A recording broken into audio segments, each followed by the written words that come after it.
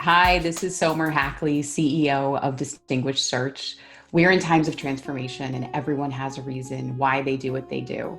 Welcome to Two Distinguished Minutes, where I have a distinguished guest and we talk about why they do what they do. We touch a little bit on how they do it, and we all leave inspired and we all learn something. So today my guest is Steve Mills. He's the CIO at iHeartMedia, America's #1 audio company. Steve, great to have you here today. Somer, it's great to be here. I appreciate your hosting me, and I hope I can achieve that bar of inspiring and everybody learning something. That's a great outcome. I'm sure. Well, let's dive in. I'd love to ask you, why do you do what you do? What a great question.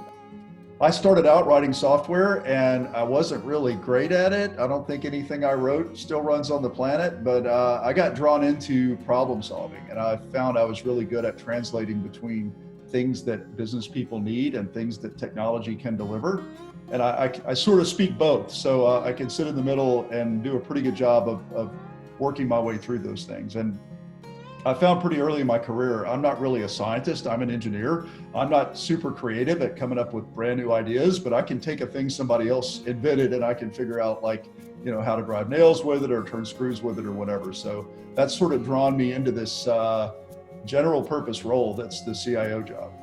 During my time at T-Mobile, running up to my first CIO job at Rackspace, IT sort of operated remotely, and they worked on big multi-year programs that cost tens or hundreds of millions of dollars. And then things really changed around 2010, and cycle time sped up and SaaS evolved.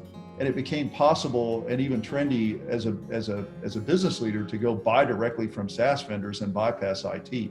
Part of our jobs as technology professionals is to flex with what's happening in the market and to flex with what the business teams need and find ways to deliver that in alignment with them and not be the department of no. 8 or 10 years ago, maybe 5 or 6 years ago even, if you had asked people at iHeart what business we're in, they just said radio. AM and FM and the dial with the numbers on it and the knobs and all that stuff, right? Technology's caught up now to the point where everybody, all consumers have been trained that they get to listen to audio on their terms. And I think if you were to ask our leaders now, they would say we're an audio company. And what that really means, and more than that, we're local. You know, it's a t-shirt that all my kids want. First place I've worked really, where they really want our t-shirts. And none of those things have anything to do with AM or FM. In some sense, that's just how we get content to people. Well, Steve, thank you for joining me today. It was great having you. I appreciate you being a guest. Wilbur, it's my pleasure.